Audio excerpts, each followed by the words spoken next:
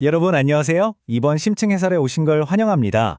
오늘 다룰 주제 조금 무겁지만 정말 중요한 이야기예요. 바로 극단적인 선택 뒤에 숨겨진 진짜 원리에 대한 독특한 철학적 관점입니다. 특히 오늘 해설에서는요, 우리가 살면서 아무리 힘들어도 진짜 바닥을 쳤다고 느끼는 그 순간에도 절대 삶을 포기해선 안 되는 그 무겁고도 결정적인 이유에 집중해 볼 겁니다. 자, 그럼 시작해 볼까요? 오늘 우리가 짚어볼 내용들입니다. 인재들의 안타까운 선택부터 시작해서 그 영원히 겪게 되는 결과, 연쇄 비극이 일어나는 원인, 이걸 막아줄 멘토의 역할, 그리고 마지막으로 우리 청년들을 살려낼 유일한 희망까지 쭉 한번 따라가 보겠습니다.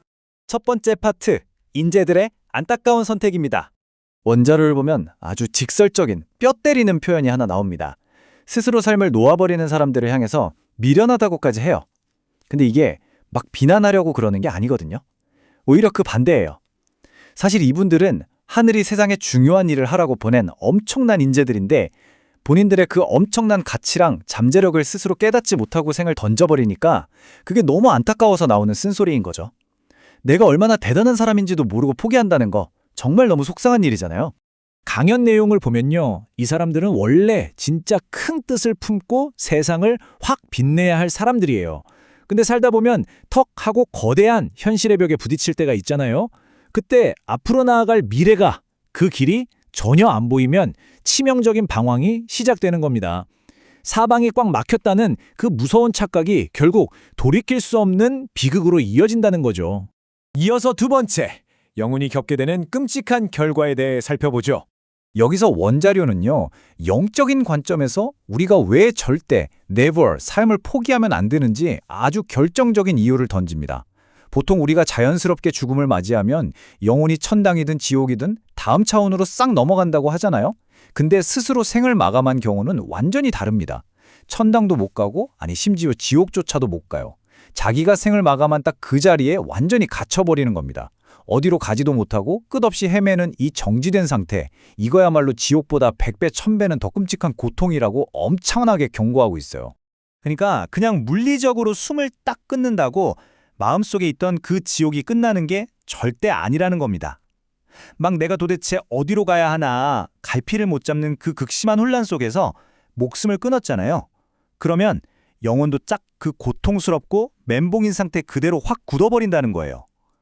힘든 현실에서 도망치고 싶어서 선택한 건데 그게 오히려 영원히 빠져나올 수 없는 방황의 감옥이 돼버린다는 거. 정말 무섭지 않나요? 그럼 세 번째 파트, 어떻게 이게 도미노처럼 번지는 연쇄 비극의 원인이 되는지 넘어가 볼게요. 이 끔찍한 고통은요, 안타깝게도 혼자만의 비극으로 안 끝납니다. 목적 없이 떠도는 이 영혼이 진짜 위험한 게 뭔지 아세요? 바로 자기가 제일 사랑했던 사람, 가족, 형제, 친한 친구한테 찰싹 달라붙는다는 거예요. 원자료에서 든 예시가 진짜 섬뜩한데 기차 사고로 생을 마감한 영혼이 자기 동생을 막 이끌어서 결국 똑같은 자리에서 죽게 만든다는 내용이 나와요. 영혼이 이미 분별력을 잃었기 때문에 자기가 아끼는 사람들마저 똑같은 파멸의 길로 막 끌고 간다는 거죠. 내 한 번의 선택이 내가 세상에서 제일 사랑하는 가족의 목숨까지 앗아가는 도미노가 된다?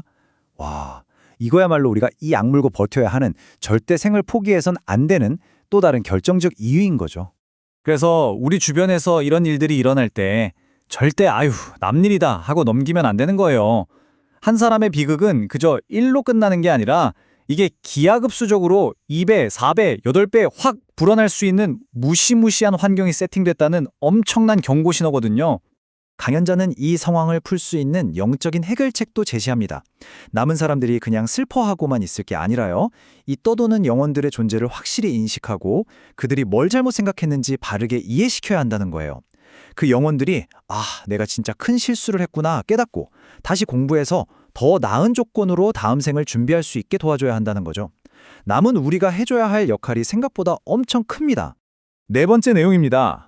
극단적 선택을 막는 멘토의 역할에 대해 알아볼게요.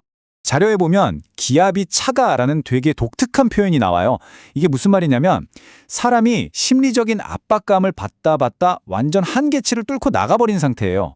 말 그대로 시야가 꽉 막혀서 바늘구멍 하나 안 보이는 터널 비전 상태인 거죠. 강연자가 엄청 강조하는 게 사람이 이 정도로 꽉 기압이 찼을 때는 이미 이성적인 판단 자체가 불가능하다는 거예요.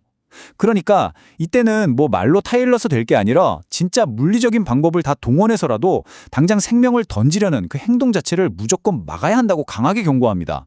여기서 우리가 꼭 기억해야 할 숫자, 바로 0입니다. 단 한 명의 예외도 없어요. 가슴속에 진짜 먼지 같은 희망이라도 품고 있는 사람, 바늘구멍만 한 줄기 빛이라도 보고 있는 사람은 절대 스스로 목숨을 끊지 않습니다.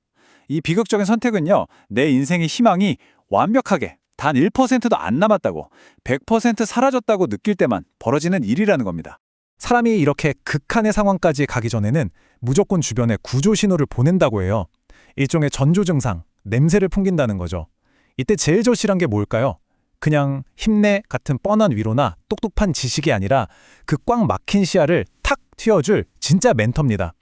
멘토가 그 미세한 신호를 빨리 캐치해서 삶의 방향을 딱 찝어주면 비극은 거기서 멈춥니다. 반대로 아무도 그걸 못 보고 방치하면 그 압박감이 풍선 터지듯 최고조에 달해서 결국 돌이킬 수 없는 일이 벌어지는 거죠. 마지막 5장입니다. 우리 청년들을 살릴 유일한 희망에 대해 이야기해 보겠습니다. 강연자는 이 모든 비극을 결코 그 개인의 탓으로 돌리지 않아요. 사회에서 일어나는 젊은 친구들의 안타까운 선택은요, 기성세대랑 우리 사회 전체가 그 친구들한테 똑바로 된 인생의 목표나 방향을 못 만들어줬다는 아주 뼈아픈 반성문이라는 겁니다. 사회 전체를 향해서 제발 좀 깨어나라고 엄청 크게 소리치는 경고인 셈이죠. 그렇기 때문에 이제는 사회의 어른들, 지식인들이 진짜 책임을 지고 나서야 합니다. 방황하는 젊은이들에게 너희는 이런 명확한 목표를 향해 가면 돼! 하고 보여줄 수 있는 거대한 미래 프로젝트를 국가 차원에서 설계해야 한다는 거예요. 우리 청년들 손에 세상 속에서 본인이 활약할 명확한 역할과 비전을 딱 쥐어줄 때 그제야 그들을 밤낮으로 갉아먹던 그 지독한 혼란이 싹 사라질 수 있다는 겁니다. 원자료에서 던지는 이 강력한 한마디 꼭 가슴에 새겨보셨으면 좋겠어요. 희망만 있으면 죽고 싶어도 금방 소생한다. 아, 진짜 맞지 않나요? 희망은요, 모든 걸 이겨내게 만드는 즉각적인 만병통치약입니다. 길 잃고 헤매는 그 뛰어난 인재들에게 다시 앞으로 나아갈 길을 보여주고 희망을 쥐어주면요, 언제 죽고 싶었냐는 듯 툴툴 털고 일어나서 다시 자기만의 위대한 삶을 반짝거리며 살아갈 수 있습니다. 오늘 해설을 마무리하면서 여러분께 질문을 하나 던지고 싶습니다. 과연 우리 사회는, 그리고 당장 저와 여러분은 주변에 길 잃고 힘들어하는 이들에게 살아갈 이유, 그 희망을 제대로 나눠주고 있을까요? 누군가를 영원한 방황으로 몰고 사랑하는 가족까지 무너뜨리는 이 무서운 연쇄고리를 끊어낼 수 있는 건 결국 우리의 따뜻한 관심과 명확한 비전입니다. 오늘 나눈 이 깊은 통찰이 단 한 명의 생명이라도 살려내는 소중한 씨앗이 되길 간절히 바라면서요. 오늘 심층 해설은 여기서 마치겠습니다. 함께해 주셔서 감사합니다.